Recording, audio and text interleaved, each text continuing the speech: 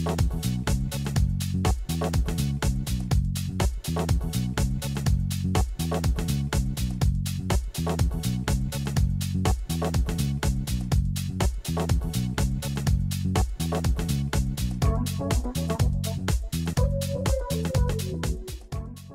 name is Daniel Golshani. I'm a board-certified plastic and reconstructive surgeon. I've been in private practice for the past 13 years in Beverly Hills, California. Nose surgery or rhinoplasty is one of my favorite operations. I have, over the years, evolved in the techniques that are used for rhinoplasty. And I perform both closed and open rhinoplasty, depending on which procedure is necessary for the patient. I believe that rhinoplasty is a seminal procedure in the sense that it is really a life-changing operation. I see many young patients who have come to my practice, generally shy and reserved, feeling concerned that they're very self-conscious, and when properly prepared and consulted with, and then having undergone a very good rhinoplastic procedure, I see the patient several months later transforming, smiling more, less self-aware, more confident. And I really love this operation for the sake that it changes the patient's life and improves their lives, and it's so visible in its effect. First of all, from a functional perspective, we need to understand whether the patient has any problems with breathing, whether they have difficulty sleeping at night, whether they suffer from sleep apnea.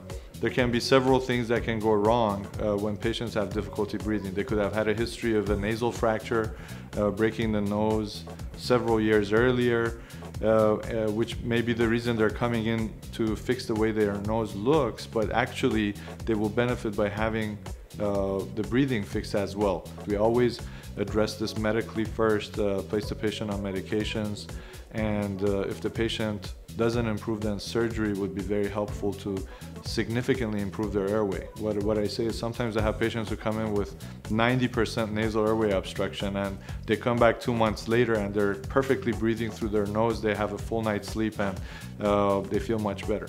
Patients come in more commonly talking about a bump on the top of their nose, what we call the dorsal hump. They want that improved. But when we go into more depth with them, we discuss the tip, and the patients may or may not feel that their tip is also large, or that it has a boxy shape, or they would like to improve that. Other things are the width of the nose and how wide it appears. And commonly we can compare the width of the nose to the distance between the eyes. And if the nose is significantly wider than the distance between the eyes, that is a telltale sign that maybe that needs to be addressed. From the profile view, not only is the dorsal bump or the dorsal nasal hump important, but is also the angle between the tip of the nose and the upper lip. And we want to get the correct angle. Whereas in the 1970s, the very high nasal tip was in, and everybody was getting these very high tips. Now everybody wants to have a natural result. We want to have a natural look and what is right for the patient. And even for that, there's mathematical parameters. How long should the nose be if a patient is really tall? Or if somebody is really short, how long should the nose be? Or if somebody has a very high hairline, how should we address the length of the nose? We look at all of these things, and when you put all these aesthetic parameters together, it's no longer a single thing, it becomes art. And it's in the hand of a good rhinoplastic surgeon, it's a very artistic endeavor to get everything right. I'm always surprised when I hear these stories about somebody bragging about having had a rhinoplastic procedure in 1 hour. It's possible to do rhinoplasty in 1 hour, just like it's possible to do many other surgeries in 1 hour. But I think it's important for the surgeon to take his time. This is an area of intense detail, and it needs to be addressed with a lot of care, and at a millimeter's distance, things need to be addressed to get the perfect result, the perfect harmony. In terms of recovery, I think rhinoplasty is not a very uncomfortable procedure. I always tell the patients when they're in consultation to pinch their nose and then take a deep breath. And they all get surprised when they have to open their mouth and take a deep breath. And I tell them, well, for the first 2 days, you're going to kind of feel like you have a really bad cold. Are you okay with that? And that's basically what rhinoplasty feels like. You feel like you have a really bad cold for the first 2 days. Afterwards, when you come in, we remove the surgical packs. Your nose will be open and you'll feel significantly better.